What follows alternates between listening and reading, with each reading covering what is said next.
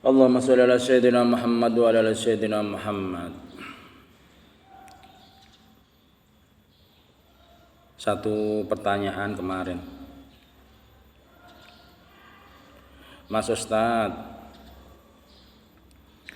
bagaimana hukumnya dalam sholat itu ketika membaca Al-Quran pakai mushaf?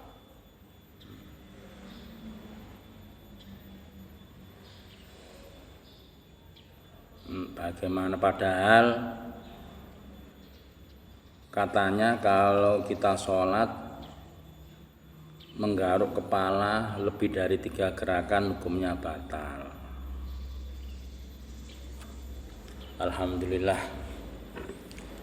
Alhamdulillah syukur wa ni'matillah la haula wa la quwata illa billahil aliyyil azim. Saya ingatkan kembali tentang fikih sholat dalam mazhab Syafi'i dan mazhab yang lain, terutama mazhab Hanafi. Itu ada suatu perbedaan. Sekali lagi, tiap mazhab ada suatu perbedaan khilafiyah dalam fikih. Begitupun dalam sholat. Kalau Imam Syafi'i itu ketat dalam gerakan, longgar dalam bacaan. Sedangkan Imam Hanafi itu ketat dalam bacaan, longgar dalam gerakan. Sekali lagi, Imam Syafi'i dalam fikih sholat itu ketat dalam bacaan dan longgar dalam gerakan. Contoh, makanya ketika dalam mazhab Syafi'i menggaruk kepala itu ada tuntunannya, nggak boleh menggaruk seperti ini, batal. Tapi pakai 3 gerakan, jangan lebih dari 3 gerakan seperti ini. Menggaruknya pakai satu jari. Itu yang bermakna ketat dalam gerakan, longgar dalam bacaan. Bacaannya pun longgar, makan dalam Imam Syafi'i yang ketika sholat yang harus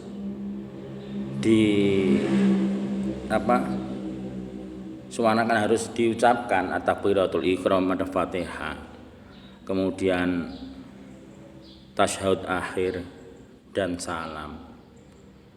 Kalau yang lain, misalnya rukun yang lain, misalnya ruku atau sujud, itu kita enggak berdoa, enggak membaca tasbih, enggak apa-apa. Yang penting tumakninah. Tumakninah itu berhenti sebentar, tenang, khusyuk dan sungguh-sungguh. Ukuran tumakninah itu sebatas membaca subhanallah wa bihamdi atau subhana rabbiyal a'la wa bihamdi, sebatas satu bacaan itu. Tadi berhenti sebentar, tenang, khusyuk dan sungguh-sungguh, itu makna daripada tumakninah. Itu dari mazhab Syafi'i. Ketat dalam gerakan, longgar dalam bacaan. Sedangkan Imam Hanafi longgar dalam gerakan, ketat dalam bacaan. Makanya jangan heran, mungkin ada suatu pertanyaan lain seperti ini mungkin. Kenapa dalam tahiyat atau tasyahud itu ada gerakan tangan? Kalau mazhab Syafi'i itu ketika asyhadu alla ilaha illallah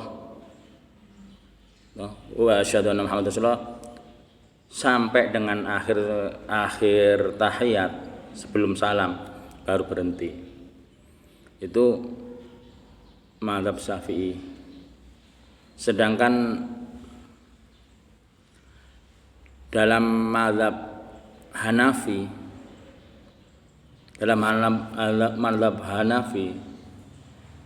itu dari awal itu gerakannya ada mungkin gerakan seperti ini, bergerak ke atas ke bawah.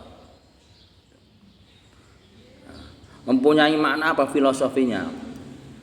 Ke atas ke bawah, yaitu Allah Rabbus samawati wal ard. Allah itu Tuhan langit dan bumi, samawati wal ardi.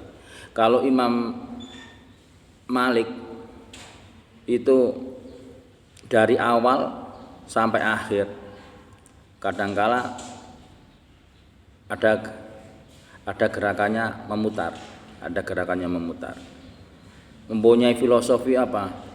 Yaitu Allah itu Rabbul Alamin. Allah itu Tuhan semesta alam.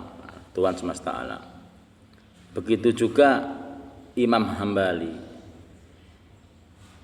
Ada isyarat gerakan di lafadz Allah, setiap ada lafadz Allah itu bergoyang. Nah, itu jadi setiap ada lafadz Allah itu dalam mazhab Hambali itu bergoyang. Itu sekilas dan tentang kenapa, makanya kalau ada suatu imam, ketika imam itu membaca Al-Quran, surat Fatihah, setelah surat Fatihah kemudian membaca Al-Quran, itu ada yang memakai mushaf.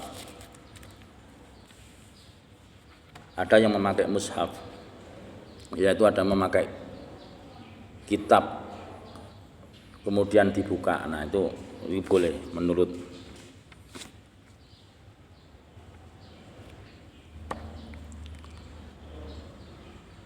kembali kitab tasawuf.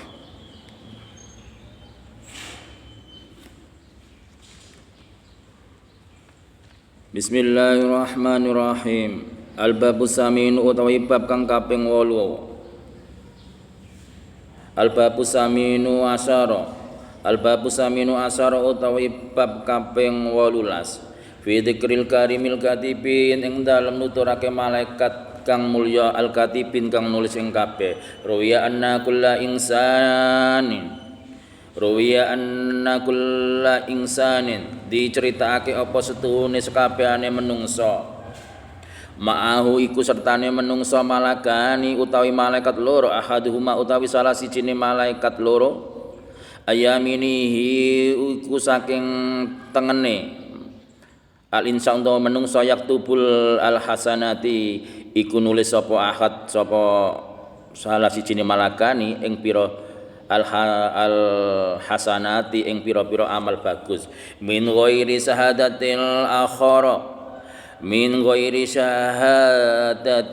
akhara saking ora disekseni malaikat kang sijine, wasani utawi kang kepindo, ora disekseni, ora diketahui oleh malaikat yang kedua. Ayasari ku saking wasani utawi kang kaping pindho, ayasari iku saking kiwane insan. Yaktubu nulis sapa malaikat asayyi'an ing pira-pira amal kang ala. Kemudian dari sebelah kiri malaikat menulis, satu malaikat bertugas menulis keburukan. Wala yaktubuha lan ora nulis sapa malaikat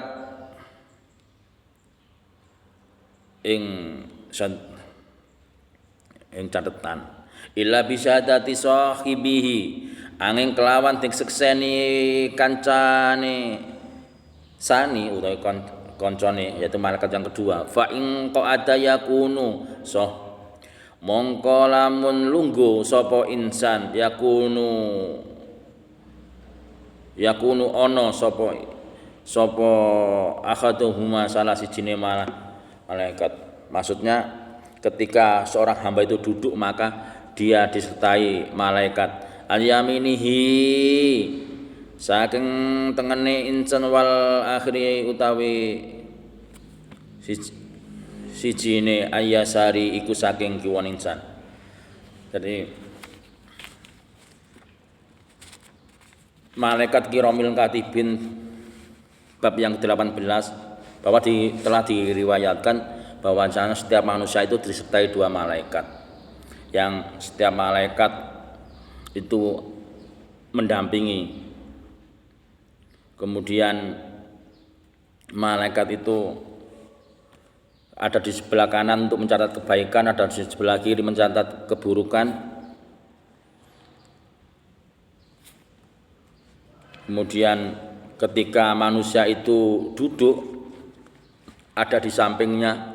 Ketika manusia itu sedang berjalan, ada di depan dan di belakangnya malaikat itu.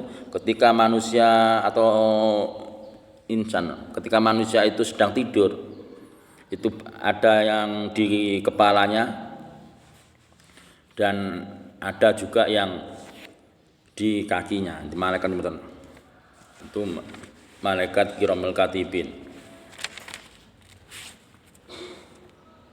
Wa fi riwayatin ukhra khamsatun imlakin, wa fi riwayatin ukhra khamsatun imlakin, lan ing dalem siji riwayat kang weneh atau kang maneh. Khamsatun iku pira-pira, khamsatun iku 5 imlakun pira-pira malaikat. Malakani bil lail wal malakun bin nahar wal malakun la yufariquhu. Di dalam suatu riwayat diceritakan bahwa juga dijelaskan bahwa ada malaikat. Ada yang mengatakan ada 5 malaikat yang mendampingi manusia itu, yaitu malaikat yang mencatat tadi, yang samping dan kanan dan kiri, kemudian malaikat malam, kemudian malaikat siang, kemudian malaikat yang enggak pernah berpisah sekalipun. Enggak pernah berpisah dengan seorang hamba itu, yaitu malaikat yang selalu mendampingi setiap saat sampai manusia itu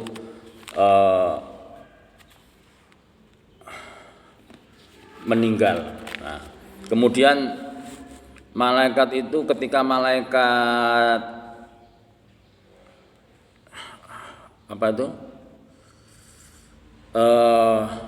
ketika manusia itu berbuat keburukan, itu malaikat yang sebelah kanan itu memerintahkan untuk menahannya.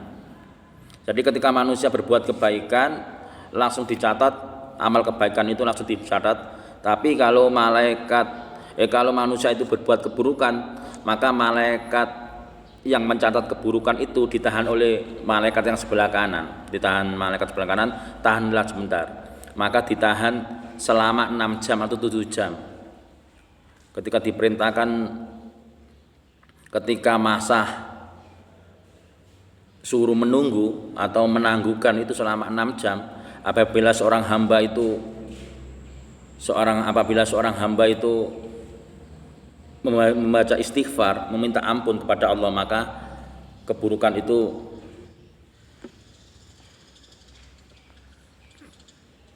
dimohonkan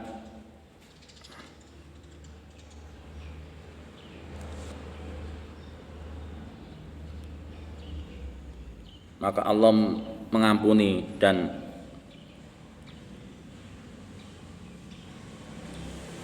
kemudian malaikat itu mendampingi, ada malaikat yang mendampingi sampai roh keluar dari jasadnya. Kemudian diceritakan juga ketika seorang hamba itu telah keluar roh dari jasadnya, malaikat itu berkata kepada Allah, "Ya Allah, ya Allah, ya Tuhan kami, telah Engkau serahkan kepadamu, kepada kami telah kami tulis segala amal perbuatan, telah kami tulis amal perbuatan, telah Engkau cabut ruhnya, maka izinkanlah kami naik ke langit." Itu permintaan malaikat yang mencatat amal itu.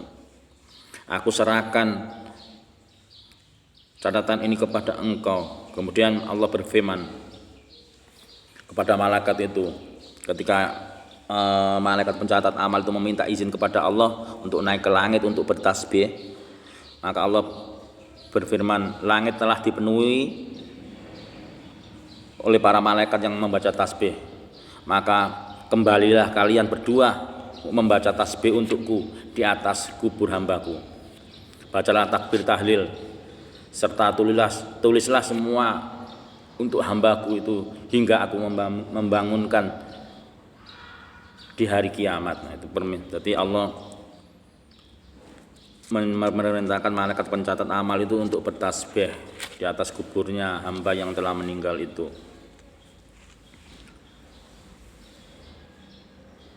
Farji'a mongko baliyo sira loro, farji'a mongko baliyo sira loro fasabbihani mongko padha maca tasbih sira loro ing ingsun. Nah, ini maka kamu kembalilah kalian ke bumi. Fasabbihani maca sira ingsun, maca tasbih sira loro ing ingsun. Ala kubri ing atase kubur, ala kubrin abdin ing atase kubure kawula ingsun. Seorang hamba yang tadi yang dicatat amalnya itu untuk kembali ke kubur untuk wakabira lan maca sira wakabira ing takbir wa halillah lan maca tahlil sira loro ing kubure hamba, ing kubur abdi. Nah, ini. Berarti malaikat itu diperintahkan kembali kepada kuburannya seorang hamba tadi untuk membaca takbir, tasbih, tahlil. Nah, ini ada kalimat halillah. Maca tahlil. Nah, halillah itu fi'il madhi. Maka yang mempunyai arti membaca tahlil itu halillah, maca tahlil. Halala yuhallilu tahlilan. Tahlilan itu berarti kumpulan orang yang membaca kalimat la ilaha illallah, itu dinamakan tahlilan. Maka jangan dikatakan tahlilan itu bid'ah.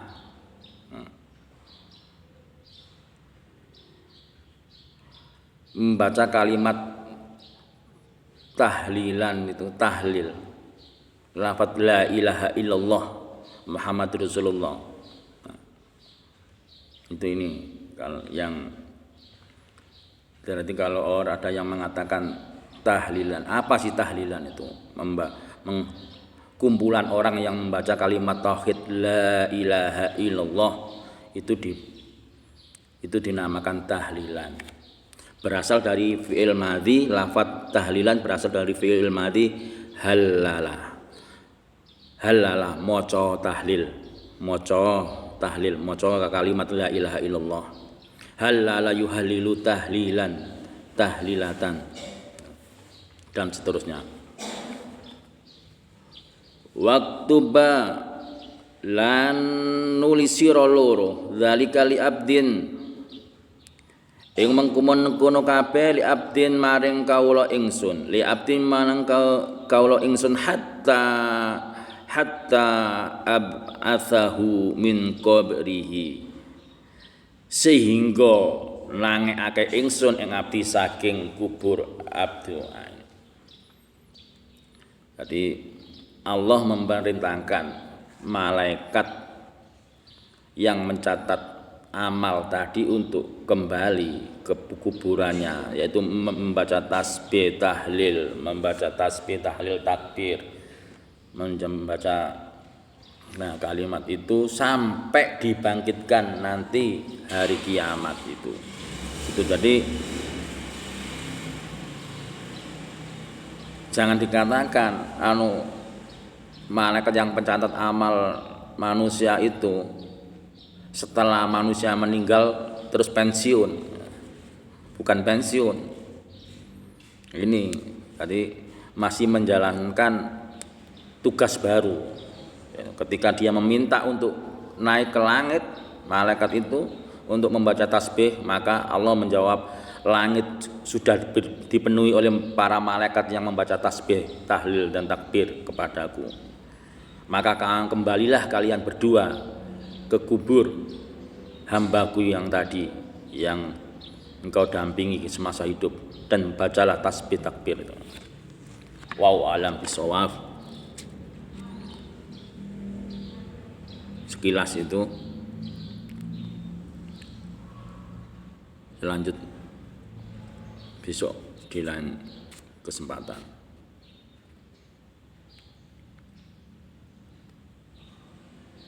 Kebenaran mutlak milik Allah SWT. Summa wassalamualaikum warahmatullahi wabarakatuh.